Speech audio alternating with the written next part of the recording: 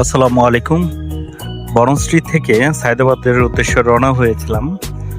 তো বাসে করে যেতে যেতে এত সুন্দর ভিউ দেখছিলাম।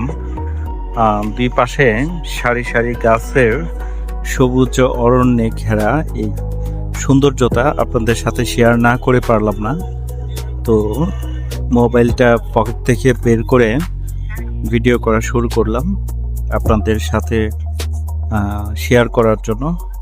তো এই রিলটা তৈরি করতে আমার যে কারণে মনে হলো যে ঢাকার ভিতরে এরকম দৃশ্য সত্যি আসলে শেয়ার না করলে মানে ঠিক হচ্ছে না।